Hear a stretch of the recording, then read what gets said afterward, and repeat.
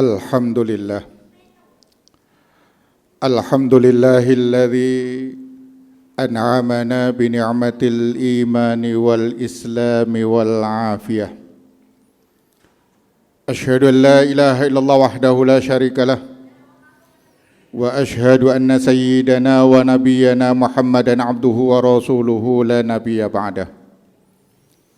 Allahumma salli wa sallim wa barik ala sayyidina Muhammad wa ala alihi wa sahbihi wa mawalah. Amma ba'du fa ya ibadallah, usikum wa iyaya bitaqwallah. Ittaqullaha haqqa tuqatih. Faqad qala Allah Ta'ala fil Qur'anil Aziz, a'udzu billahi minasyaitonir rajim. Bismillahirrahmanirrahim. Ya ayyuhalladzina amanu taqullaha haqqa tuqatih wa la tamutunna illa wa antum muslimun. Sadaqallahul azim. Hadirin jamaah sidang Jumat rahimakumullah, marilah di tempat yang suci ini, di hari yang istimewa ini, kita bersyukur kehadirat Allah Subhanahu wa taala, seraya berupaya mempertahankan sekaligus meningkatkan kualitas iman dan takwa kita kepada Allah Subhanahu wa taala. Berupaya hari ini harus lebih baik dari yang kemarin. Jumat ini lebih baik dari Jumat yang kemarin. Bulan ini dan tahun ini tentu kita berupaya lebih baik dari bulan dan tahun yang kemarin. Saat ini para jamaah sidang Jumat rahimakumullah, beberapa pekan ke depan kita akan memasuki suatu hari, suatu momentum yang mengingatkan kepada kita peristiwa-peristiwa yang terjadi, peristiwa-peristiwa yang menggambarkan, peristiwa-peristiwa yang menghubungkan ingatan kita kepada sosok manusia yang diistimewakan oleh Allah, junjungan kita Nabi besar Muhammad sallallahu alaihi wasallam, Nabi Ismail, Nabi Ibrahim alaihi wassalam. Hadirin jamaah sidang Jumat rahimakumullah, setidaknya ada dua ibadah yang berbeda dengan hari-hari yang lain. Setidaknya ada peristiwa-peristiwa yang mengingatkan kita kepada sejarah tentang bagaimana Nabi Ibrahim, bagaimana Nabi Ismail, bagaimana junjungan kita Nabi besar Muhammad sallallahu alaihi wasallam. Peristiwa yang pertama para jamaah sidang Jumat rahimakumullah, ibadah yang pertama yang kita kenal berbeda dengan yang lain, yaitu disyariatkannya kurban untuk kita umat Rasulullah Muhammad sallallahu alaihi wasallam. Di antara saudara kita ada yang berkesempatan saat ini untuk dipanggil menunaikan ibadah haji. Maka di saat melakukan perjalanan itu, di sana di area Mina ada satu bukit yang diberikan tanda yang dikenal dengan Jabal Kurban. Ada sebuah tugu yang menggambarkan, sebagian pendapat mengatakan disitulah dulu seorang hamba Allah, Nabi Ibrahim, menyembelih sang anak yang menggetarkan dunia, yang akhirnya membuat decak kagum makhluk-makhluk Allah termasuk malaikat Jibril. Betapa tidak, orang tua yang mendambakan anaknya lahir, orang tua yang menginginkan anaknya menjadi penerus perjuangannya, tiba-tiba diperintah oleh Allah untuk membunuh, untuk menyembelih dengan tangannya sendiri. Dilakukan penyembelihan itu di atas bukit itu, para jamaah sidang Jumat rahimakumullah, bergetar kagum luar biasa. Saat disembelih itulah kekaguman itu datang antara lain dari makhluk Allah yang mulia, malaikat Jibril. Seraya berkata, Allahu Akbar, Allahu Akbar, Allahu Akbar. Kalimat takbir ini dikumandangkan oleh malaikat Jibril. Penyembelihan dilanjutkan oleh Nabiullah Ibrahim alaihissalam sambil menjawab dengan mengatakan la ilaha illallah wallahu akbar. Selesai penyembelihan itu, Ada jawaban dari belakang beliau Nabi Ibrahim, Allahu Akbar walillahilham, menengok dan menoleh. Ternyata yang menyampaikan jawaban yang ketiga itu sang anak Ismail alaihissalam. Kalimat ini kemudian kita ulang-ulang para jamaah sidang Jumat rahimakumullah setiap kita merayakan hari raya Idul Adha, bahkan bukan saja hari raya Idul Adha tetapi hari raya Idul Fitri. Kemudian disyariatkan kepada kita umat Rasulullah Muhammad SAW untuk melakukan kurban, ibadah yang istimewa. Bahkan begitu istimewanya ibadah kurban ini, hamba Allah, salah satu Nabi Allah bertanya kepada Allah, Inna Dawud alaihissalam qala, Ilahi ma thawabu man dhaha min ummati Muhammad.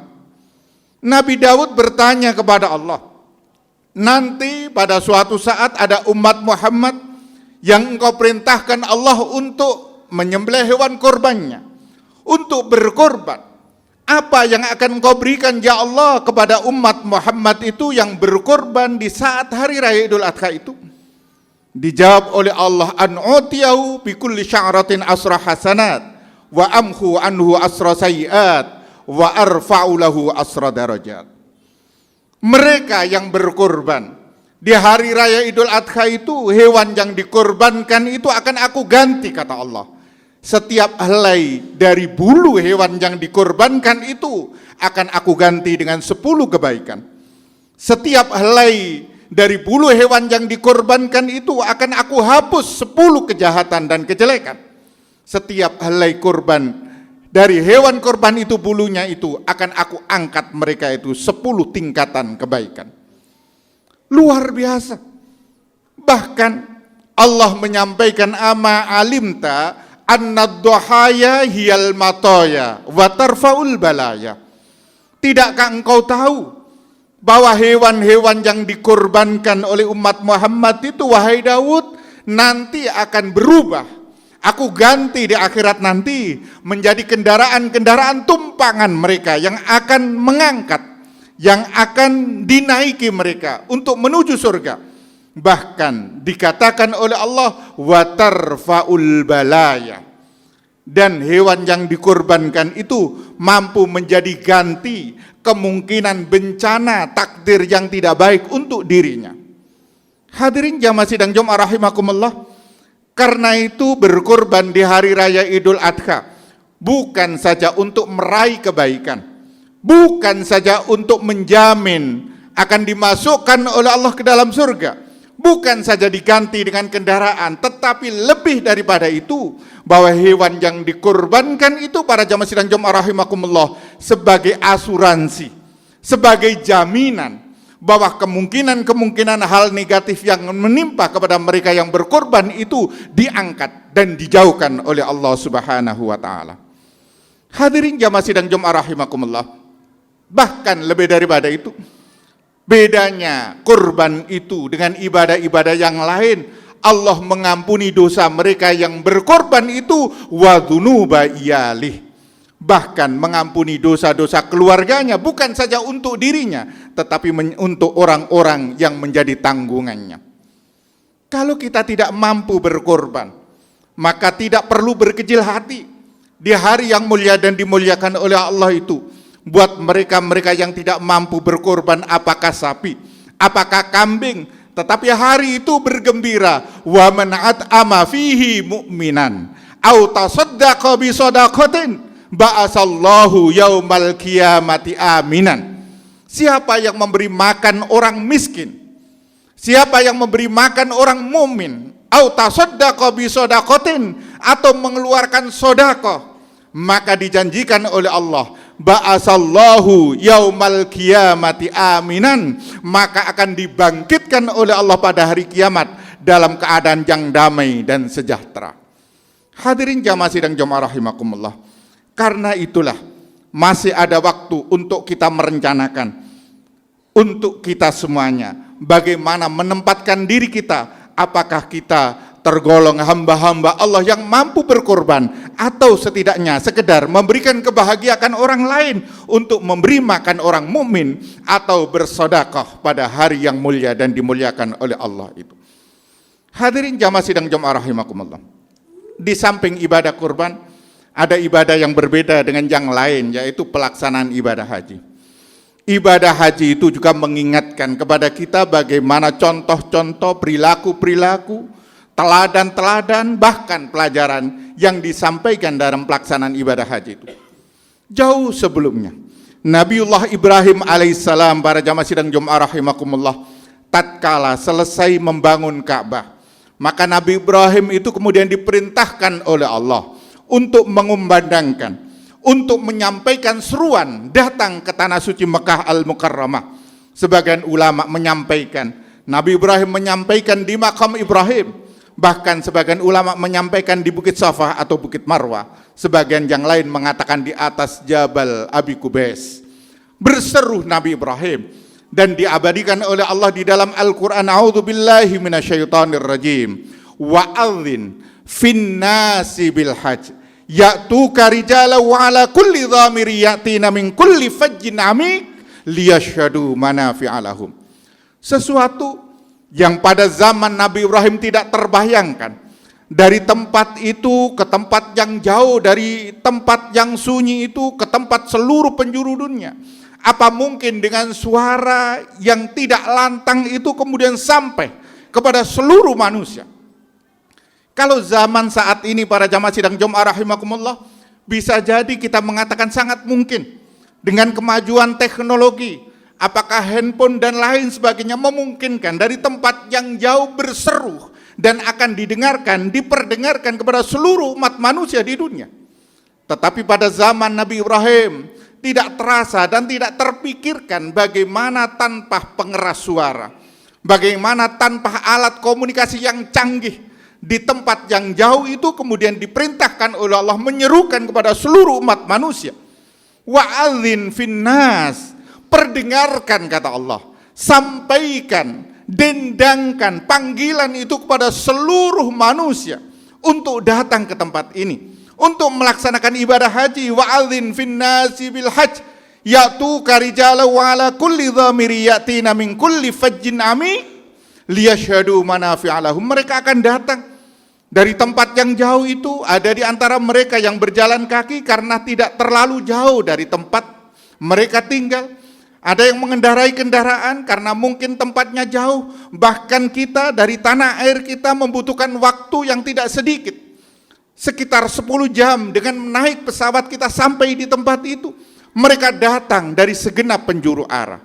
Dan terbukti sampai saat ini, para jamaah sidang Jum'ah rahimakumullah, yang datang dan antri ke tempat itu bukan saja dalam hitungan antri 1-2 tahun, tetapi lebih puluhan tahun kita rela untuk antri sampai di tempat itu. Hadirin jamaah sidang Jum'ah rahimakumullah, karena itulah ibadah haji ini berbeda dengan ibadah yang lain. Salah satu di antaranya bukan saja pelaksanaan ibadah haji, tetapi gambaran dari pelaksanaan ibadah haji itu mengajarkan bagaimana pelajaran mereka yang tengah melaksanakan ibadah haji. Haji itu berbeda dengan sholat. Sholat tidak memerlukan biaya. Haji berbeda dengan zakat. Zakat tidak perlu tenaga yang besar. Haji itu mengeluarkan biaya, perlu tenaga, bahkan untuk sementara waktu meninggalkan anak istri, meninggalkan suami, meninggalkan pekerjaan, untuk melakukan ibadah yang berbeda dengan ibadah yang lain. Karena itu haji itu mempunyai nilai dan makna yang luar biasa, sangat banyak.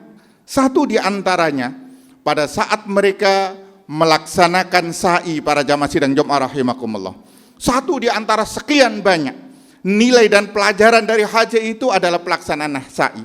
Apa itu sa'i? Menggambarkan dan mengingatkan bagaimana seorang ibu yang bernama Siti Hajar, pada saat sang anak sedang kehausan, Nabi Ismail alaihissalam kemudian melihat berdiri di atas Bukit Safa, seakan-akan di Bukit Marwah ada air. Lari ke Bukit Marwah, ternyata tidak ada air di atas Bukit Marwah. Berdiri di atas Bukit Marwah, melihat seakan-akan di atas Bukit Safa ada air. Kembali lagi, lari ke Bukit Safa, dan ternyata tidak ada air. Lari dari Bukit Safa ke Bukit Marwah berkali-kali dan sudah membuktikan bahwa tidak ada air di situ. Tetapi sang ibu yang sayang kepada anaknya tetap berusaha. Di mana ada harapan, di situ harus diusahakan. Maka usaha itu tetap dilakukan oleh sang ibu untuk anaknya yang sedang kehausan. Ini mengajarkan kepada kita bahwa ikhtiar dan usaha itu tidak boleh kemudian kita berputus asa. Di mana ada harapan, di situ kita harus kejar harapan itu untuk mendapatkan apa yang kita upayakan. Tentang hasilnya para jamaah sidang Jumat rahimakumullah, tidak harus kita diktekan, hasilnya akan ditentukan dan diberikan oleh Allah Subhanahu wa taala. Sang ibu itu mendapatkan air bukan di atas bukit Safa, bukan di atas bukit Marwah. Di tempat sang anak dibaringkan itu, Nabi Ismail menghentak-hentakkan kaki keluar air. Diminta air itu untuk berkumpul Zam-Zam, sampai sekarang dikenal dengan air Zam-Zam. Apa artinya? Ikhtiar itu harus dilakukan, tetapi hasil dari ikhtiar itu Allah yang menentukan. Boleh saja kita melamar pekerjaan di Surabaya, tetapi akhirnya kita dapatkan pekerjaan dari Yogyakarta.